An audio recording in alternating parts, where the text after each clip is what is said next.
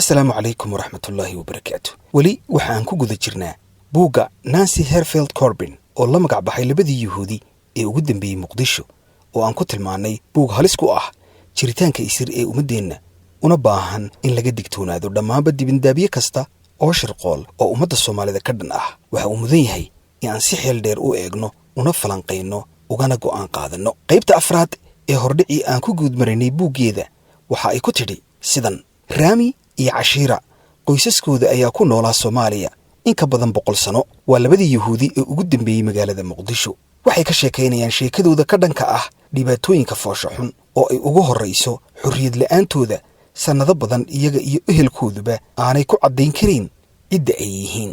Waxaan leeyahay bay tidhi haweenaydan buuggan qortay, waa waajib in la akhriyo buuggan. Cid kasta oo danaynaysa Soomaaliyana waa in loo gudbiyaa. Waa rabitaanka dib u soo kabashada bulsho badan oo Soomaali ah oo khusaysa beelaha laga tirada badan yahay. Waxa aan xiisaynayaa sheekooyinka noocan oo kale ah ee ku aadan Soomaaliya aniga oo 30 sano ku noolaa Minnesota oo dalka Mareykanka ah, iyada oo halkaas markii ugu horreysay aan iska qoray xubin gaar ah oo ka mid ah Bush Fellowship si aan u diyaariyo shahaadada cilmiga taariikhda Islaamka, ayay tidhi haweenaydani. Markii ay haddaba dhammaysatay shahaadadeeda, Herfield Corbin waxa ay sii waday in ay qaadato tababaro la xidhiidha cilmiga nafsiga. waxaana halkaas ka beddeshay goobteedii waxyi weydiineed iyo khibraddii ay ka lahayd daraasaadka dhaawacyada maskaxeed oo ay u beddeshay ka mid noqoshada waxay u yaqaanaan la dagaalanka argagixisada. buuggan labadii Yuhuud ee ugu dambeeyay Muqdisho waa buuggeedii shanaad. xasan maxamed abuukar, qoraaga buugga xusuustii Muqdisho oo qoraalka gabadhan ka hadlay, waxa uu yidhi: buuggani waa mid cilmi leh, soo jiidasho leh, dareen leh, waa sheeko yaab leh oo soo jiidasho leh oo ku saabsan badbaadada iyo ilaalinta aqoonsiga marka loo eego dulqaad la'aanta, jahliga, xagjirnimada diimeed iyo arrimo kale.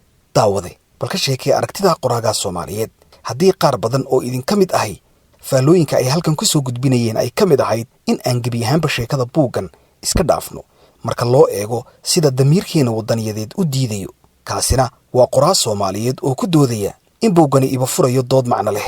dhinaca kale, Cabdiraxmaan Maxamed Deeriye oo ah qoraaga buugga Somaliland iyo Yuhuudda oo marar badan lagu daabacay The Jerusalem Post ayaa isna yidhi: kani waa buug muhiim u ah Soomaalida iyo dhammaan dadka kaleba. jiritaanka Yuhuudda Crypto ee Soomaaliya oo ku hoos jiray muddo dheer dharka muslimiinta waa buug xog badan leh. sidaas waxay yidhi Cabdiraxmaan Maxamed Deeriye. Nancy oo haddaba sii wadata qisada labadan shakhsi ee ay ku sheegayso Yuhuudda waxa ay tidhi: halkan waxa ah taariikh qoys oo badan. Abraham ama Rami waxa uu dhashay sanadkii 1987, waxaanu ku dhashay magaalada Muqdisho. waxa uu jiray 6 sannadood oo keli ah markii diyaaraddii Black Hawk Down lagu soo riday magaalada Muqdisho sanadkii 1993. waa dagaalkii cuslaa ee dhex maray xoogagii Generaal Maxamed Faarax Caydiid iyo xoogagii huwanta ahaa ee uu Mareykanku hogaaminayay. hooyadii Cashiira waxa ay dhalatay bartamihii sanadihii 50-aadkii. Rami waxa uu ii sheegay in ay 1 sano ka dhigatay jaamacaddii ummadda Soomaaliyeed ee Muqdisho, taasi oo ay gashay sanadkii 1975, iyada oo sanadkii ka horreeyey ee 74 ay isguursadeen aabbihii Shaamuul. waxa uu sheegay in hooyadii 24 jir ahayd markii ay guursatay isaga aabbihii. markan aan baaritaanka ku sameeyey labadan qof ee Yuhuudda ah, ayay tidhi haweenaydan buugga qortay. Cashiira waxa ay jirtay 60 sano, iyada oo arrinta qoyskan sii faahfaahinaysa waxa ay buuggeeda ku tidhi sidan: Cashiira magacyada qoyskeeda waxaa ka mid ah Haybi oo ah magac ay sidoo kale la baxaan Yuhuudda reer Yamaneed. waxa aan aad ula yaabay in xasan abuukar, qoraaga buugga xusuus qorkii Muqdisho, uu sheegay in Haybi oo waxyar laga beddelay uu noqday Haybe, sidoo kale uu yahay magac dhaqameed Soomaaliyeed, ayay tidhi haweenaydu. laga bilaabo 1972 waxaa la amray in af Soomaaliga lagu qoro xarfaha Laatiiniga. muhiimadda halkan ku jirta waxa ay tahay in kasta oo ay mala awaal tahay, waa in maadaama Haybi uu yahay magac Soomaali caan ku ah dhexdeeda, in halkii laga isticmaali lahaa Cashiira Haybi loo bixiyey Cashiira Haybe si loo waafajiyo magaca Haybe ee Soomaaliyeed. waxayse dhibaato qoyskan ka qabsanaysaa sanadihii hore magaca Murdakhaay oo aan haba yaraatee sinaba uga mid ahayn magacyada Soomaalida in uu noqdo magac ay bulshadu aqbali karto. Rami oo iiga sheekeeyey bay tiri gabadhani arrintaasi waxa uu yidhi oo uu ii sheegay in ay dhib ku noqotay aabbihii iyo awowgiiba. intaa waxaa dheer, Soomaalida inteeda badan waxaa laga yaabaa inaanay aqoon u lahayn kitaabka ether ee baybalka. haddaba raami waxa uu isu muujin karayey in magiciisu yahay ibraahim haybe. magacii abraham waxa uu u beddelay ibraahim oo ah magacyo isku mid ah oo qolo waliba si ugu dhawaaqdo. muslimiintu ibraahim ayay ugu yeedhaan, yuhuudduna abraham ayay yidhaahdaan. cashiira sida aan hore u soo xusay macnaheedu waa qoys ama ehel, waana magac af carabi ah oo salkiisu yahay af carabi. taasi ayaa keentay in aanay cashiira magaceeda beddelin ama si kale u dhigin, maadaama uu noqday magac la aqbali karo soomaalida dhexdeeda oo ay u arkayaan uun magac carab ka soo jeeda. taasina aanay agtooda ku keenayn wax xasaasiyad ah. soomaalidu carabta waa ay jecel yihiin, waxaanay uga dhowaanayaan xagga diinta. aan idiin caddeeyo qisada raami aabbihiiye. isaga waxaa la dilayaa oo u geeriyooday intii uu dalka Soomaaliya ka socday dagaalkii sokeeye. nasiib darro, raami aabihii oo lagu magacaabi jiray shaamuul murdakhaay ayaa la dilay intii uu socday dagaalkii sokeeye ee Soomaaliya sanadkii 1991, iyadoo laga yaabo in uu dilkaas uu isna ku wehelinayay oo uu ku dhintay isna nin ay walaalo ahaayeen oo la geeriyooday. waana raami adeerkiis. qoyskan yar ee hooyada, aabbaha iyo inankooda ka koobnaa waxay ka mid ahaayeen yuhuud faraku-tiris ah oo fiiro gaar ah leh oo u noolaa sida qowmiyadda loo yaqaano anusim, oo ah yuhuudda qarsoodiga lagu qasbo in ay u noolaadaan. waa yuhuudda ku dhex nool diinta kaatoliga ee kiristaanka ee dalka Spain, kuwaasi oo ku noolaa dhammaadkii qarniyadii dhexe, ama sidii yuhuuddii Mashhad ee Iiraan ku noolaan jirtay oo iyagana lagu qasbay in ay soo galaan diinta islaamka oo ay khasab ku islaamaan. khasabna lagaga dhigay in ay islaamaan, haddii kale ay dalka isaga guuraan.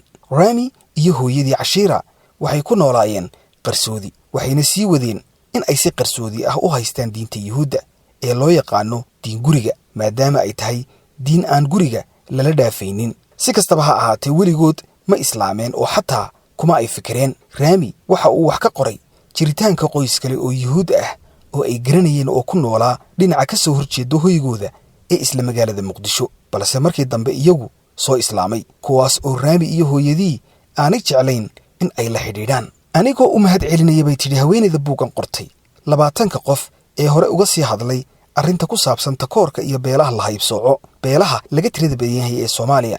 waxaan go'aansaday in ay muhiim tahay in la qoro fariimaha emailka si aan u diiwaangeliyo jiritaanka beeshan hore ee yuhuudda. markii aan bilaabay in aan la xidhiidho raami sanadkii 2007, kama fikirin in aan weligay buug ka qoro khibradda aan ka helay xidhiidhka aan wiilkaasi la sameeyey, ama aan sii daayo waraaqaha aanu isdhaafsannay. sanadkii 2010 waxaan u haajiray Israa'iil aniga oo 62 jir ah, ayay tidhi Nancy Cobrin oo ah qoraha buuggan xasaasiga ahi. waxa ay ahayd bay tidhi waaye aragnimo adag, gaar ahaan maadaama aan wakhtigaas ku mashquulsanaa qorista 4 buug. sannadahaasi waxa aan iimaylada ugu diri jiray raami gmailkiisa oo aan ka walaacsanaa halka ay joogaan isaga iyo hooyadii. sanadkii 2016 waxaan isku dayey in aan si habaysan u baadho dhammaanba xogihiina dhex maray aniga iyo raami, aniga oo isu ururiyey. waxa aan la xidhiidhay Hilk Magnus iyo Moti Kahana oo ah 2 khabiir oo ka howlgala urur ka shaqeeya samata bixinta yuhuudda. si kastaba ha ahaatee, maadaama aanan taageero dhab ah ka helin arrintan, waxay ku soo noqotay garbahayga. ugu dambayntii, aniga oo dareemaya deganaansho iyo xorriyad dheeraad ah, waxa aan awooday in aan naftayda la tashado oo ka hadlo raadinta xalka arrintan. waxa aan bilaabay in aan garwaaqsado in iimaylada raami ay asal ahaan yihiin dukumentiyada keliya ee ka jira hadhaagii ugu dambeeyey ee yuhuudda wakhtigan ee Soomaaliya. 7 sano ayaa ka soo wareegtay, welina maan maqal raami iyo xaaladiisu halka ay ku dambaysay. waxa aan go'aansaday in hadda ay muhiim tahay in arrintan si fagaara ah loogu wadaago, sababta oo ah wax aad u yar ayaan ka ognahay yuhuudda Soomaaliya. saaxiibayaal, qaybtaas maantana halkaas ayaan ku joojin doonaa insha Allah. bal hadda la soco qaybta kale ee tan ku xigta haddii alla idmo, idinka oo mar walba fariimaha iyo aragtiyihiina nagula wadaagaya qaybta fariimaha. assalaamu calaykum waraxmatullaahi wabarakaatuh.